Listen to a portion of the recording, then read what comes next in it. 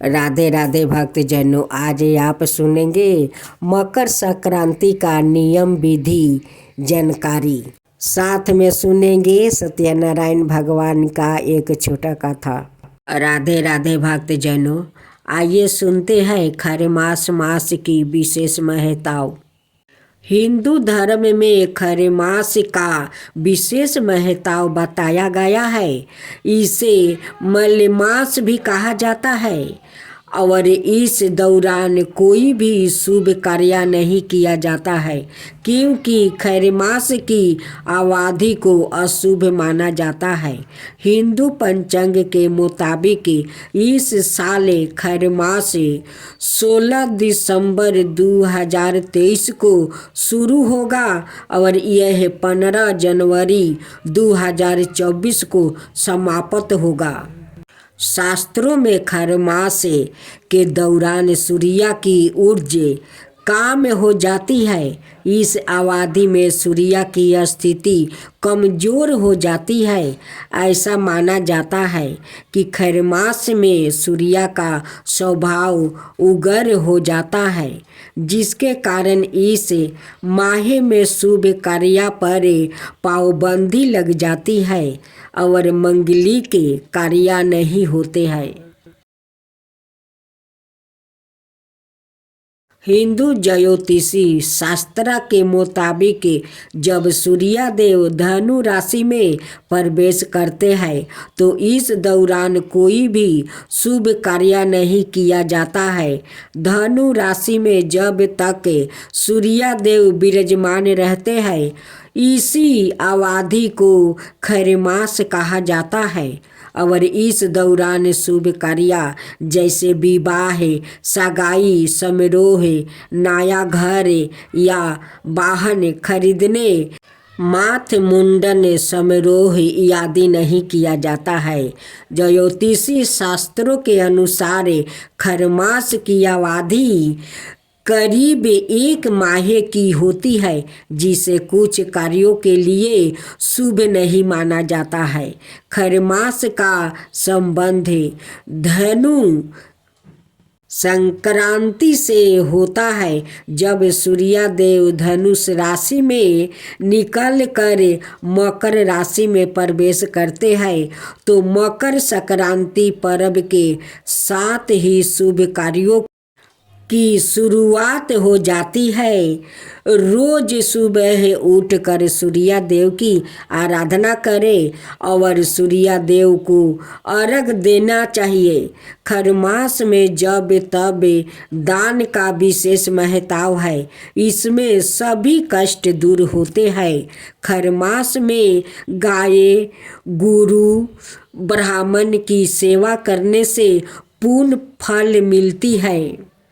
खरमास में किसी पवित्र तीर्थ स्थान की यात्रा करना चाहिए। इस दिन एक चौकी पर भगवान विष्णु की प्रतिमा को स्थापित करें और उनकी विधिवत पूजा करें। इससे उनकी कृपा बनी रहेगी। इसके बाद माता लक्ष्मी की पूजा जरूर करें।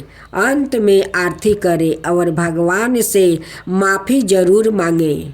शास्त्रों के अनुसार जब सूर्य बृहस्पति की राशि धनु और मीन में प्रवेश करता है तो इस दौरान वो अपने गुरु की सेवा में रहता है। ऐसे में सूर्य का प्रभाव कम हो जाता है।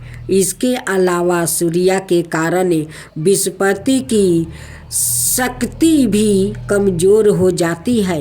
शुभ कार्य को सफलतापूर्वक संपन्न होने के लिए उन दोनों ग्रहों का मजबूत होना जरूरी है। यही कारण है कि इस दौरान शुभ कार्य फल नहीं देते, इसलिए इसे अशुभ महीना माना जाता है। धार्मिक मान्यता के अनुसार खरमास के महीने में पूजा पाठ, तीर्थ यात्रा, मंत्र जप, भगवत गीता, रामायण का पाठ और भगवान विष्णु की पूजा करना बहुत शुभ माना जाता है। खरमास के दौरान दान पुण्य, जप और भगवान का ध्यान करने से जीवन की सभी परेशानियां दूर हो जाती है। इस मास में भगवान शिव की आराधना करने से कष्टों का निवारण होता है। ब्रह्म मुहूर्त में उठकर स्नान आदि करने के बाद तांबे के लोटे में जल रोली, यह लाल चंदन, शहद और लाल फूल डालकर सूर्यदेव को अर्घ दे।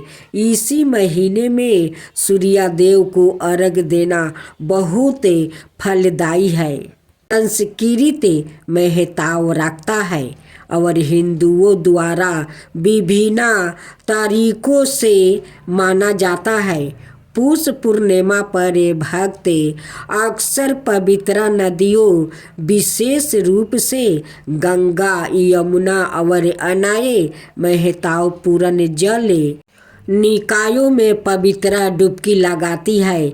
माना जाता है कि इस शुभ दिन पर इन नदियों में स्नान करने से व्याकृत के पाप धुल जाते हैं और आध्यात्मिक शुद्ध हो जाती है। अनुष्ठानिक स्नान के अलावा लोग विभिन्न धार्मिक गतिविधियों भी करते हैं और देवताओं की पूजा करते हैं। कई लोग दान में भी संलग्न होते हैं और काम में भाग्यशाली लोगों का दान देते हैं। मंदिरों और पवित्र स्थानों पर श्रद्धालुओं की संख्या में वृद्धि देखी गई, क्योंकि भक्त विशेष समारोह और पूजा में भाग लेने के लिए इकट्ठा होते हैं। पुष पूर्णिमा का उत्साह भारत के विभिन्न क्षेत्रों में अलग अलग हो सकता है और स्थानीय प्रथाओं और मान्यताओं के आधार पर विशिष्ट परंपराओं और रीति रिवाज का पालन किया जा सकता है। कुल मिलाकर यह दिन आध्यात्मिक गतिविधियों के लिए अनुकूल माना जाता है और हिंदू समुदाय के बीच भक्ति और पवित्रता की भावना से चिन्हा होता है। पुष पूर्णिमा को हिंदू धर्म में एक शुभ दिन माना जाता है और माना जाता है कि कुछ नियमों का पालन करने और विशिष्ट अनुष्ठान करने से आशीर्वाद और आध्यात्मिक योग्यता मिलती है। यहाँ पुष पूर्णिमा से जुड़े कुछ समन्वय दिशा निषेध और महत्वपूर्ण महमूल दिया गया है। पुष पूर्णिमा पर पवित्र नदियों, विशेषकर गंगा, यमुना या अन्य पवित्र पूर्ण जल निकायों में पवित्र डुबकी लगाना अधिक शुभ माना जाता है। ऐसा माना जाता है कि यह कृत्य आत्मा को शुद्ध करता है और पापों को धो देता है। पुष पूर्णिमा पर कई भक्त व्रत भी रखते हैं। प्राथमिकताओं और पारिवारिक परंपराओं के आधार पर उपवास में कुछ खाया पदार्थों से परहेज करना शामिल हो सकता है। यह पूर्ण उपवास हो सकता है। भगवान विष्णु को उनके सत्यनारायण रूप में समर्पित सत्यनारायण पूजा अक्सर पुष पूर्णिमा पर की जाती है। इस पूजा में सत्यनारायण गाथा को पढ़ना, यह सुनना शामिल है जो इस भक्त की कहानी बताती है जिसे भक्ति के माध्यम से चुनौतियों पर विजय प्राप्ति होती है। पूष पूर्णिमा पर जरूरतमंदों को दान देना, जैसे दान कार्य करना शुभ माना जाता है, ऐसा माना जाता है कि इस दिन दूसरों को दान देने से आशीर्वाद और सकारात्मक कर्म मिलते हैं। भक्त भगवान विष्णु यह अनाय देवताओं को समर्पित प्रार्थनाओं, मंत्र और मंत्रों के पाठ में संलग्न होते हैं। इसे आध्यात्मिक रूप से उत्साहित वातावरण बनाने में मदद मिलती है और परमात्मा के साथ संबंध मजबूत होता है। पूष पूर्णिमा पर मंदिरों के दर्शन करना और पवित्र स्थानों पर अनुष्ठान करना आम बात है। भक्त देवताओं का आशीर्वाद लेने के लिए तीर्थ स्थलों की यात्रा कर सकते हैं। कुछ व्याकृत पूष पूर्णिमा पर मौन रहना, यह ध्यान करना चाहते हैं। यह अवश्य मन को एकत्र करने और आध्यात्मिक अनुभव को गहरा करने में मदद करता है। सत्यनारायण गाथा। एक समय की बात है, काशी नगरी में एक धर्मपरायण और समर्पित ब्राह्मण रहता था। उनके चुनौतियों और कठिनाइयों का सामना करने के बावजूद वो भगवान विष्णु के प्रति अपनी भक्ति में ढूंढ रहे थे। एक दिन उन्हें विपत्ति कठिनाइयों का सामना करना पड़ा और वो अपने परिवार का भरण पोषण करने से असमर्थ थे। व्यथित महसूस करते हुए ब्राह्मण एक मित्र से मिला, जिसने उसे भगवान विष्णु का आशीर्वाद पाने के लिए व्रत रखने के और सत्यनारायण पूजा करने का सुझाव दिया।